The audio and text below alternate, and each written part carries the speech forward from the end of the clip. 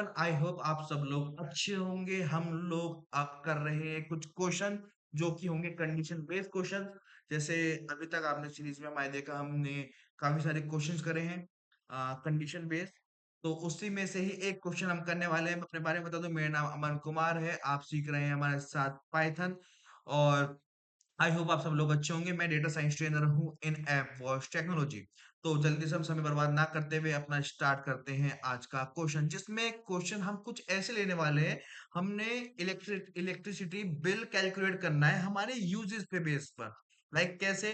अगर हमारा uses 100 unit से कम पड़ता है, 100 यूनिट से कम पड़ता है या 100 यूनिट पड़ता है, 100 यूनिट तक पड़ता है, तो क्या अमाउंट पड़े? तो 5 रुपए के रेट पर अमाउंट आए।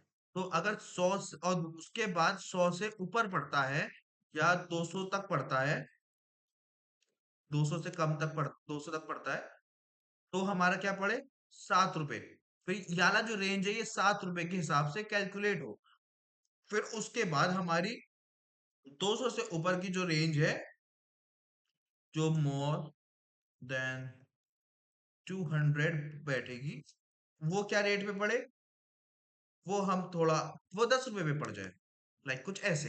तो हमको कुछ ऐसे बिल कैलकुलेट करना है। चलो हम शुरू करते हैं अपना प्रैक्टिस। कैसे करते हैं हम? चलो स्टार्ट करें। हाँ, तो हम इसमें लेने वाले हैं जैसे वेरिएबल। ये वेरिएबल हम ले लेते हैं unit. Unit unit equals to, हमको यूनिट हमारी नंबर में होती है तो हमको यहाँ पे इंट लेना होगा। और यूनिट हमेशा आप सामने से आएंगी तो हम इसमें इनपुट ले लेते हैं, यूजर देगा इनपुट। इनपुट और फिर हम ब्रैकेट, उसके अंदर हम लगा देते हैं क्या? Inter unit. आई होप आप लोगों को मेरी बात समझ में आ रही है। चलो, अब हम लगा देते हैं इसमें कुछ अपना कंडीशन। इफ कंडीशन लगाई हमने, इसमें लगा देते हैं यूनिट। यूनिट हमारा जो वेरिएबल है, वेरिएबल हमारा उससे अगर बड़ा हो, किससे बड़ा हो? वेरिएबल हमारा कहाँ कितने तक हो? 100 तक हो या 100 से छोटा हो, तो हमारा क्या बिल बैठे, क्या क्या, क्या कैलकुलेशन हो? Bill equals bill equals to unit की मल्टीप्लाई कर दो। मल्टीप्लाई के लिए हम यूज करते हैं एस्टेस, किससे? 5 से। आई होप आपको मेरी बात समझ में आई। और उसके बाद हम कर सकते हैं एलिफ। सॉरी, एलिफ, अरे एलिफ। और एलिफ में हम ले लेते हैं यूनिट। अगर हम इसमें लगाएंगे दूसरी कंडीशन, जिसमें हमारी यूनिट किससे 200 इक्वल्स टू, इसमें यहाँ से 200,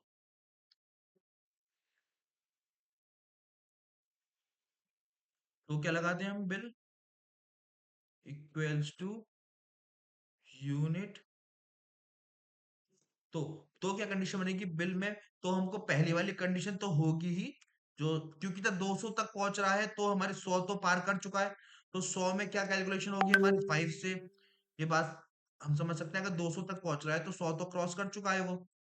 तो इसको आप ऐसे करके फिर उसमें कर दें, आप ऐसे जो 100 तक है प्लस कर दें हम, और यूनिट कर दें उसमें। यूनिट इनटू एस्टिस लगाएंगे, अपना क्या रेट था? 7 का। इसके बाद में 7 का रेट आ जाएगा। नहीं, 7 का नहीं, सॉरी। यूनिट को हम पहले करेंगे -100 से, -100 से। और फिर उसके बाद हम उसको करेंगे, क्योंकि यूनिट नहीं तो वो पूरी ले लेगा वो। जैसे हमारी सपोज करो 150 यूनिट आई, तो वो पूरी यहाँ 150 ले लेगा। हमको जो 100 है, फिर इसमें से 100 भी माइनस करना पड़ेगा, तब जाके वो 50 की इंटू करेगा। किससे? जो हमारा रेट है 200 वाला, 100 से 200 वाला। वो क्या रेट है हमारा? 7। आई होप आपको मेरी बात समझ में आई है। तो अब हम करते हैं एक और कंडीशन। दूसरी कंडीशन में क्या? अगर इसमें है हमारे 200 से ऊपर, तो ऊपर तो कितनी भी आ सकती है, इसमें बस हम लगाएंगे एल्स इंडेंटेशन, कॉलन लगाया, बिल। बिल कैसे बैठेगा? इक्वल्स टू, पहले 100 की इंटू होगी 5 से, क्योंकि शुरू के 100 यूनिट 5 रुपए के रेट से है। फिर उसको प्लस कर देंगे हम। फिर अब आएंगे 200, फिर 100 आएंगी, फिर बाकी की जो 100 आएंगी वो आएंगी हमारी इंटू 7 के रेट से। और इसके बाद की जो यूनिट्स आएंगी वो हमको इससे माइनस करनी पड़ेंगी,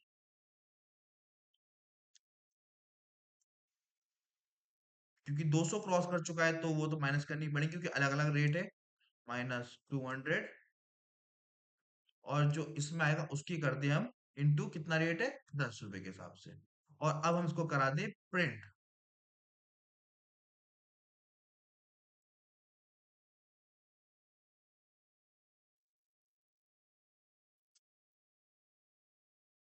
क्या प्रिंट करा दें?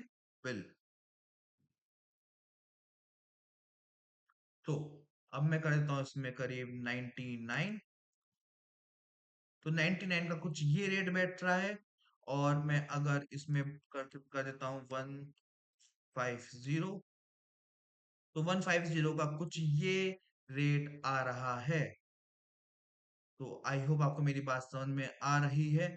और मैं उससे ज्यादा करूंगा, जैसे मैं 300 कर दूं, तो 300 की यूनिट्स का रेट है 2200 रुपये। आई होप आपको मेरी बात समझ में आई, ये क्वेश्चन में मजा आया। तो मैं आपके कहने, आपके हेल्प के लिए मैं यहाँ पर एक बार इसको समझा देता हूँ। तो हमने यहाँ पे के लिए वेरिएबल लिया, वेरिएबल में हमने इंटीजर बताया कि हम इंटीजर लेने वाले पे डिफाइन कर दिया। और उसमें इनपुट यूज करा हमने ताकि हम यूजर से वैल्यू ले सके। फिर हमने यहाँ पर अंदर लिखा एंटर यूनिट। फिर इसमें पहली कंडीशन लगाई, पहली कंडीशन हमने क्या लगाया कि अगर हमारी यूनिट 100 या 100 के बराबर तक पहुंच बैठती है तो उस यूनिट का पर यूनिट कॉस्ट होगी 5 रुपीज पर यूनिट। तो ये बात आई होप आपको समझ में आई। फिर उसके बाद हमने रेट लगाया कि जब 100 क्रॉस कर दे, फिर 100 के बाद 101 से लेकर जो 200 तक की यूनिट होंगी वो रेट लगे हमारा 7 का। तो इसलिए हमने क्या करा, तो हमने पहले 100 की 5 से करी, फिर प्लस करके जो बाकी की यूनिट बचेगी उसको, जो यूनिट आई उसको हमने 100 से माइनस कर दिया। तो ये आया हमारा। फिर हमने 201 से लेकर ऊपर जितनी भी आएंगी वो रेट लगेगा हमारा 10 रुपए के हिसाब से, वही हमने यहाँ पे करा। आई होप आपको आज की क्लास समझ में आई, आज का क्वेश्चन में मजा आया। ऐसे ही आप क्वेश्चन करते रहिए, अपनी लॉजिक बिल्डिंग डेवलप करते रहिए। आई होप आपको हमारे साथ पढ़ना पसंद है। चलो फिर मिलते हैं नेक्स्ट क्लास में। Bye bye, take care.